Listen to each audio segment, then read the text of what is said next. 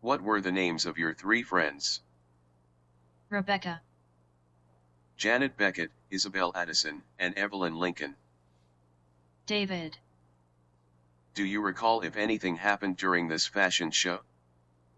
Rebecca, There was this freaky female who was following us around until we told the freak to fuck off or we would have to hurt her. David, Are you aware that Janet, Isabel, and Evelyn were murdered? Rebecca directs her attention to a large wall mirror on the opposite wall. Rebecca, Holy fuck. You're that fucking female freak. Catherine, You catch quick bitch, now it's your fucking turn to die.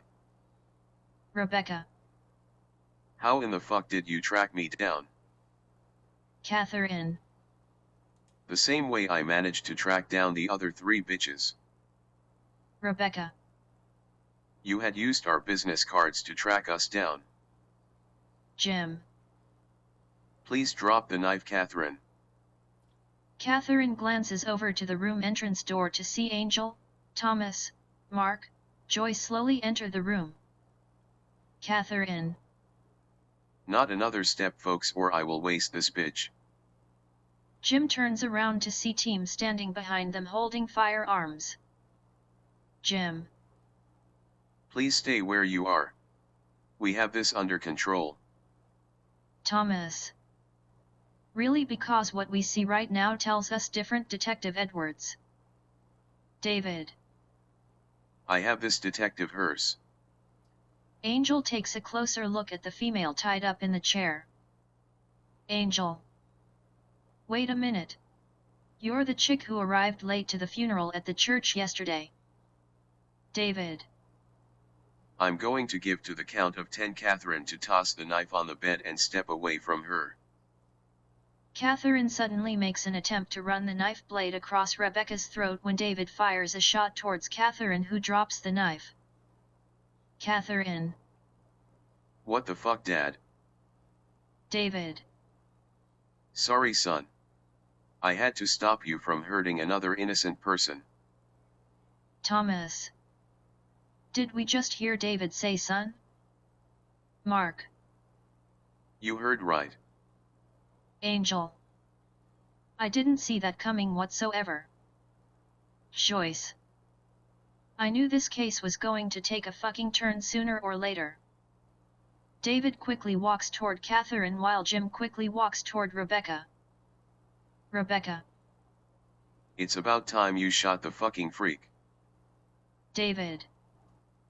You call my son a fucking freak again and I'll fucking kill you myself. Angel, Thomas, Mark, Joyce put away their firearms as they approach Rebecca. Angel. I don't suppose you know what this bullshit's all about? Rebecca. Apparently my three fiends and I really pissed off this dude during a fashion show in Chicago a few weeks ago. Angel. Your three friends wouldn't happen to be Janet, Isabella, or Evelyn by any chance? Rebecca. Yeah. How did you know? Angel. A little birdie's told us. Thomas and Mark look over at David sitting on the floor holding Catherine in his arms. Thomas. I am sure there's a very good explanation, David. David. My son is very sick, Thomas. Thomas. I'm going to guess, David, that it was not us you were looking for when you arrived at the funeral? Mark. You were following Rebecca hoping she would lead you to Catherine. Thomas. Damn good thing, David, that you had arrived when you did. Thomas directs his attention to a received text message from Mercedes. Mark. All good, Thomas? Thomas. All good for us, but unfortunately not all good for David and Jim. David. I guess you just found out that it was Jim and I who stole the watch, cufflink, the tie from your lab. Angel and Joyce look at each other in disbelief. Thomas. You stole the evidence to protect your son, whom appears to have gone through a sex change procedure. Mark. I don't suppose Catherine is also responsible for your murders back in Chicago? Thomas. I think Catherine requires medical attention. David. Mark. You do realize, David and Jim, that we'll have to arrest you? Thomas. Which means that the both of you will have to pass over your firearms and your badges to us. Angel. Are you all right, Ms. Freeman? Rebecca. I feel just fucking great. How do you think I fucking feel? Joyce. Would you like to go over to the hospital to get checked out? Rebecca. Please just get me out of this fucking room, away from that goddamn fucking freak. Jim. I'm just going to step on over here, David, to give you some room. Thomas looks over to the room entrance to see several uniformed police officers walking in. Thomas. Please give us a few minutes, officers. Mark. I guess we'll have to advise David and Jim's boss lady. Thomas. We'll let our boss man do that honor. Mark. I have a reason to believe that David is more involved than what he has told us. Thomas. We'll find out more down at the station. Mark. David must have known about the other 3 victims. Thomas. Like I said before, old boy, we will know more down at the station when we interview David and Jim. Thomas glances across the room to observe Angel and Joyce escorting Rebecca out of the room. Mark. I guess Rebecca is one lucky lady. Thomas glances across the room once again to observe a crew of female paramedics entering the room. Thomas. The individual with the bullet in the shoulder requires medical attention, ladies. David steps out of the way so the female medics can give his daughter medical treatment. David. Well, Thomas. I guess I fucked up my job a bit. Thomas. I think it's safe to say, David, that you totally fucked up your job and your fucking pension. David. My marriage was already fucked up a few years ago. Thomas. So what made Catherine decide to go ahead with his sex change? David. He just approached me one day out of the blue and advised me that he wanted to be a female. Thomas. What made Catherine decide to go around and start killing people? David.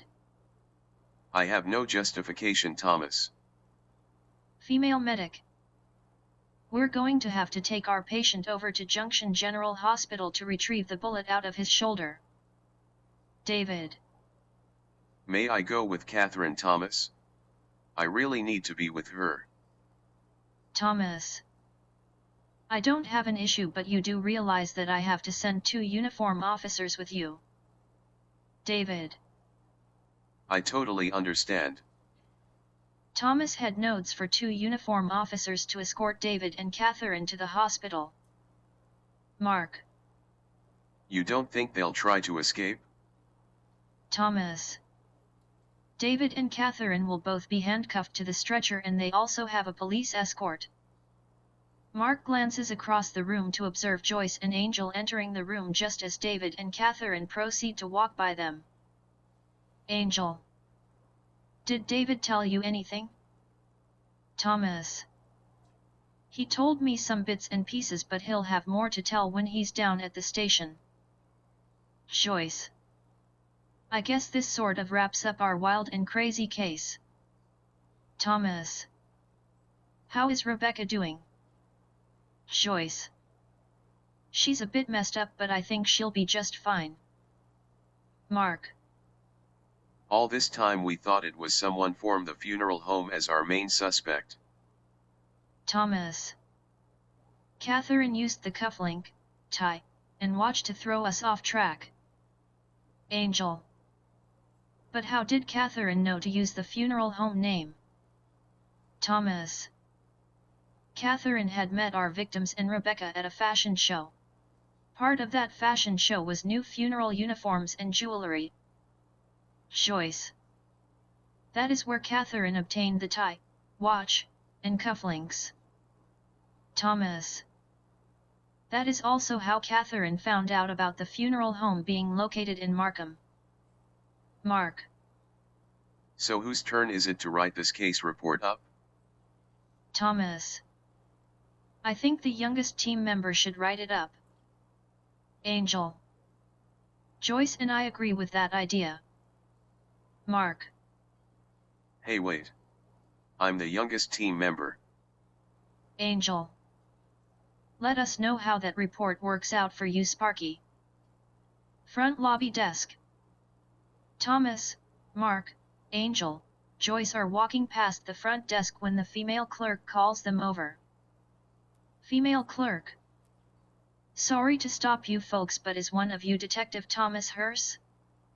Thomas. That would be me, young lady. What can I do for you? Female clerk. A female party requested for me to give this message. Thomas takes and reviews the message. Message. Well, funeral home heat squad, you managed to solve another mystery case. The team quickly scanned the lobby area. Message. You can stop scanning the lobby because I have already departed before you came down, but please don't worry because you'll have your chance to catch me again. Angel. How in the fuck did this bitch know that we were here? Thomas. Now that, my dear, would be our million-dollar question. This brings us to the end of our story. Please tune into our next story titled Childhood Flashback.